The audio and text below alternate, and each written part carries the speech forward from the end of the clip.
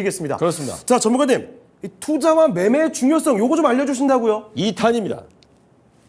그러니까 이게 이제 제가 일부 종목 진단할 때 중간중간에 막 언급이 됐거든요, 여러분. 우선 결론부터 얘기해 드릴게요. 누차 얘기하지만 여기 토마토 분들 중에는 초보자분들도 많다라는 걸 제가 좀 느끼지 않습니까? 전화 진단 해드리면서.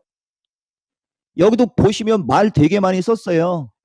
근데 빨간색으로 결론부터 말하면 1분기 주도주 다시 상승 시도, 요 괄호하고 반등으로 얘기했어요. 그러니까 어떤 주식은 반등으로 끝날 수도 있고 어떤 주식은 신고가를 뚫고 갈 수도 있어요. 이 신고가를 뚫고 갈 수 있는 주식은 반드시 밸류가 있어야 되고 캐시카우가 있어야 됩니다. 근데 단기간에, 여기서 단기간이면 최근에 배터리 관련주들은 분기예요, 분기. 분기에 막 10배씩 올라간 주식들은 아니에요. 절대 노입니다. 절대 노. 그런 주식은 곧바로 신고가는 쉽지는 않아요.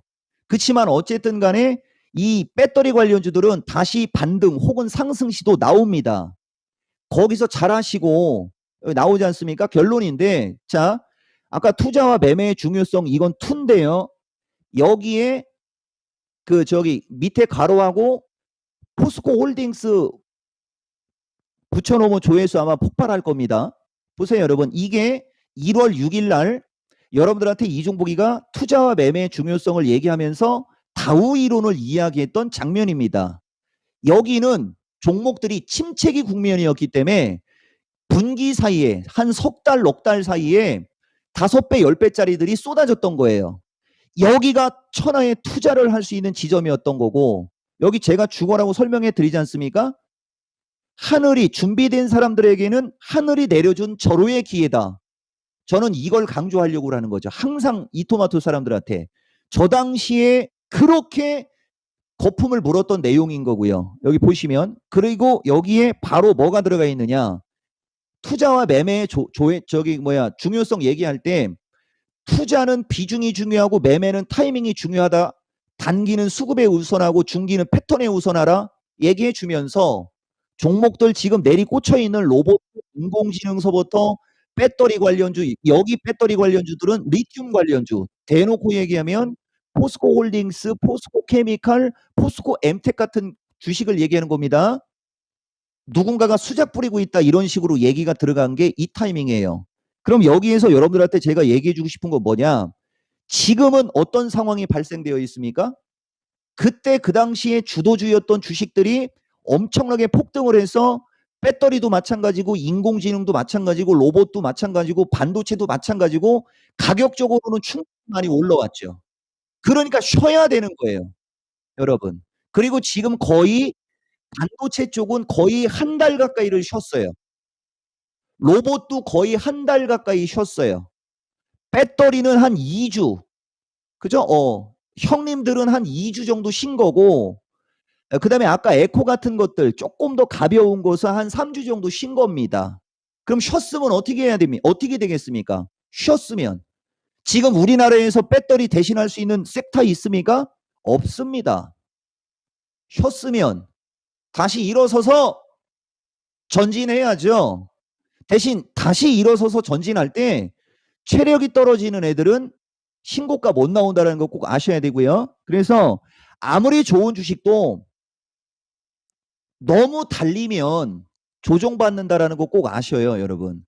눌림목이든 가격 조정이든 시간 조정이든 반등이든 반락이든 이러한 과정을 겪는다는 거고, 천하의 선수들도 기본적으로 5배, 10배의 기대 수익은 기본 3년에서 5년의 기간으로 설정한단 말이에요, 여러분. 근데 지금 배터리 관련주나 저 인공지능 관련주 쟤네들은 3, 4개월 사이에 5배에서 10배, 심한 건 15배씩 올라갔단 말입니다. 이게 제정신입니까, 여러분? 그리고 이런 거를 꼭대기에서 쫓아가 갖고 비중 30%씩 사갖고 장기 투자 운운하는 게 과연 합리적인지를 꼭 느끼시라고 얘기하는 겁니다. 복리의 법칙을 써도 5배에서 10배를 3년에서 5년에 번다면 이건 신인 거예요. 신. 근데 요새 주식하는 분들은 유동성장에서 주식을 한 게 문제가 된 거예요, 여러분. 유동성장이 얼마나 강력한지에 그 경험을 했기 때문에 역실적 장세, 실적 장세의 무서움을 모르는 거죠.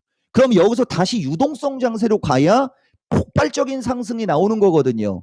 근데 지금 미국이 금리 5.25, 5.5에서 장기간 그 금리를 유지한다고 하지 않습니까? 그럼 유동성 장세가 올 리가 없는 거죠.